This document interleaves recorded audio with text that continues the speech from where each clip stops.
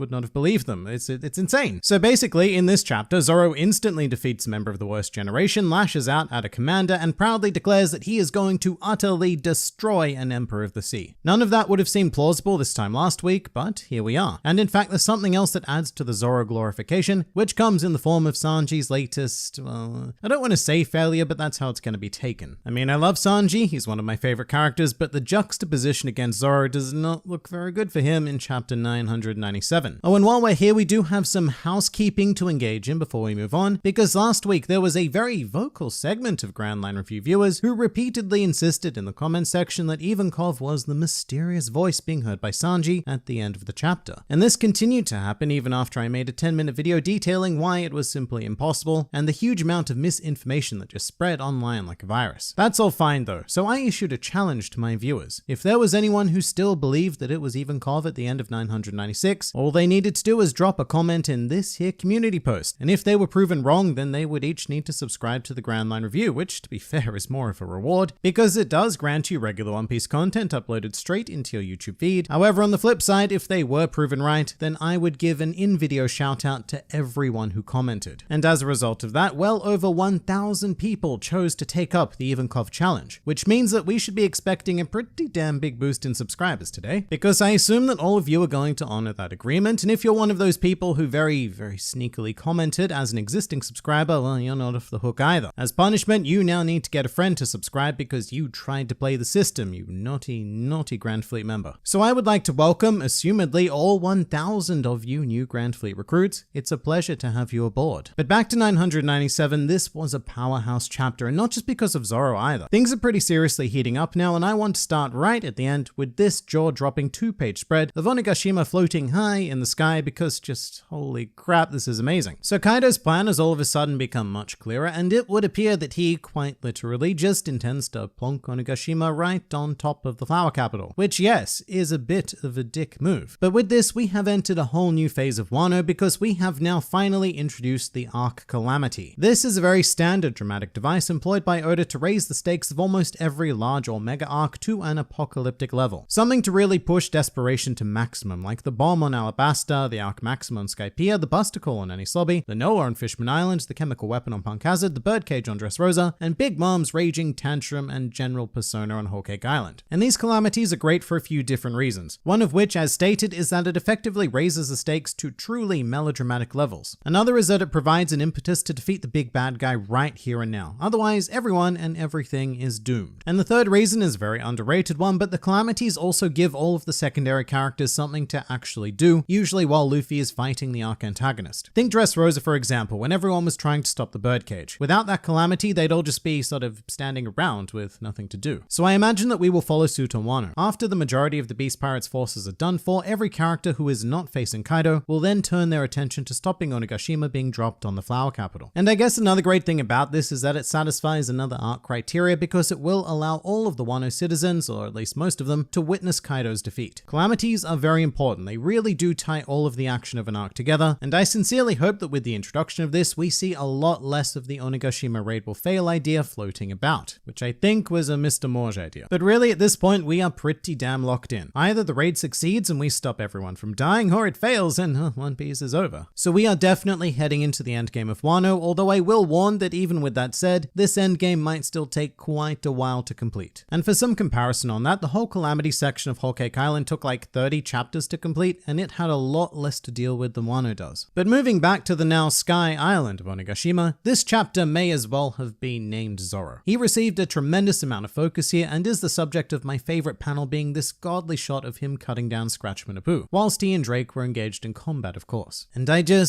what can you say? Even Drake was completely caught off guard by this. It's a beautifully drawn panel signifying that Zoro is done with all of this crap. No more games. In fact, he did quite literally put a stop to Queen's game. But what really gets me though is the half-shaded face. I love this effect, and it's almost never used in One Piece because it's a much lighter series aesthetically. So every time this more depth-filled shading is employed, it stands apart as completely unique. And I actually do think that most of my favorite panels in the series use this device, so I'll probably be remembering the Zoro one for quite a long time to come. And something else I also really enjoyed is that this whole scene was very similar to when we first met the Supernovas on Sabati. And back then, Drake was forced to break up a fight between Killer and Rouge. And now in this situation, Zoro is the cool-headed strike captain, decisively putting an end began to the battle between Drake and Apu. Actually, cool-headed is probably the wrong way to describe him because I haven't seen Zoro this heated in quite some time, and perhaps ever, to be honest. And this jarring shift in personality did occur because Zoro saw Kiku's arm fall from the roof, which was a very nice touch. From this one arm, Oda has now managed to produce 2 pieces of grand action drama. A very fine use of a single limb indeed. But now I'm gonna say the thing that I've been saying a lot lately, but Zoro is just completely different in these last few chapters. My introduction to this video was only half joking because if you gave this chapter to anyone who knows nothing about One Piece, he looks like the main protagonist. And his laser-like focus on taking down Kaido gave me chills, in the exact same way that it would if Luffy had made that declaration, which he has. And so, I can confirm. And look, I'm not saying that Zoro has or will have Conqueror's Haki, however, this is exactly the kind of attitude that all Conqueror's Haki wielders display. This tendency to just rise to the top. And if classic second-in-commands like Katakuri and Silver's Rayleigh can use it, then why not? Really, the only thing that would be stopping that thought is the fact that Zoro is subservient to Luffy, but there is plenty of precedent around that. And just as a quick side note, being played directly against Zoro's extreme seriousness is the extreme ridiculousness of Queen. I love Queen. Best member of the Beast Pirates hand down without a doubt, and seeing his face react to Zoro talking about Kaido absolutely made my day, even more so than seeing Zoro take down Apu. And it's a very subtle effect that Queen has, but his goofiness is what makes this scene as good as it is. If this was just Zoro being a badass, everything would be kind of one note. But having these tiny bits of comedy break things up is just enough for some nice flavor. And I think a lot of authors are afraid to do stuff like this, like they don't want to risk ruining the moment with a gag, which can happen, but Oda is an absolute master of this device. Now with Scratchman Apu being cut down, I haven't checked on fan reactions as of yet, but this is a pretty serious victory for Zoro, being the second member of the worst generation he's just sliced to pieces, and a captain this time as well.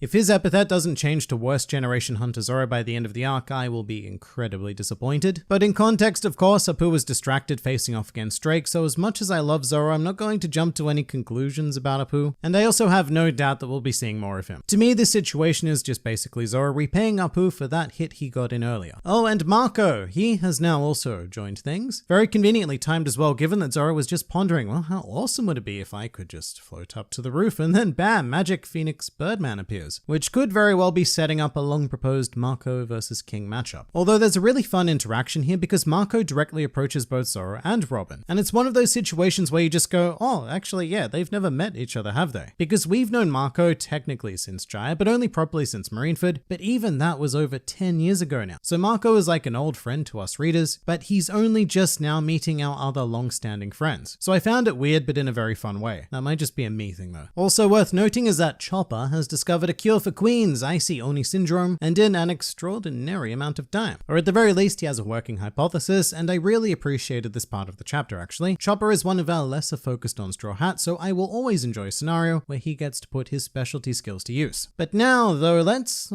talk a bit more about Sanji, shall we? I suspect that a lot of people are going to be greatly disappointed by this chapter because, you know, we do have a member of the monster trio falling for a stupid trap due to his greatest character flaw. And my only response is, I don't know what you expected. We're now 997 chapters into the series and Sanji has consistently been used for gags like this. And sure, the timing is kind of odd. You know, we have this super serious battle against 2 of the 4 emperors happening all around us, but it's not as if Sanji just abandoned Luffy to see a naked woman or something like that. He genuinely did it because he thought someone was in trouble. And his heightened perverted senses just informed that scenario in his mind. So at the very least, he got caught for chivalry and not being a lecherous fiend. I don't mind that, to be honest. I don't mind that at all. The only reason I'm kind of sad is because I like the Luffy, Jinbei, Sanji trio that briefly formed, although the Luffy Jinbei duo is pretty great as well. And just regardless of what side you land on in the Zoro versus Sanji debate, Oda does not hate Sanji. I have a whole video detailing why this is and why he is by far the most well-explored Straw Hat post-time skip, so do check that out. And as a result, yeah, I think he can certainly afford to become embroiled in a bit of shenaniganry here. Don't worry, Sanji, Zoro is going to take care of everything. I would also like to point out the cover page for this week, which features Sanji, although the situation is kind of like an allegory for the events of the chapter itself. The Zoro-like raccoon thing is focused on nothing but the task at hand, while Sanji is being perpetually distracted, which is essentially exactly what happened in 997. Zoro gained focus, Sanji lost focus. And this week we also had the experience of 2 new Smile users being introduced, and I have to say I'm not really feeling these guys. I mean, Poker does look kind of cool, but compared to the sheer glory that is 4 Tricks, these guys are nothing. So moving to the brief Yamato section now, this mainly served to show us that there is no escape from Onigashima. However, I also like to look at it in the reverse as well. Now, there is also no entry to Onigashima, so this ensures that there is unlikely to be any interference from the Big Mom Pirates or reinforcements from the Straw Hat Grand Fleet or the Revolutionary Army, or whatever other fantasy force people like to place on Wano. To me, this signals that this is it. Like when the birdcage formed on Dressrosa, we knew everyone within the cage were now the established players of the established game. So everyone present on Onigashima right now is probably it. If new characters are introduced, I suspect they'll just be random smile users like the two that we saw in this chapter. But otherwise, it looks like all of our pieces are finally set up. It took close to 100 chapters to do it, but the Wano stage is now ready for action, and that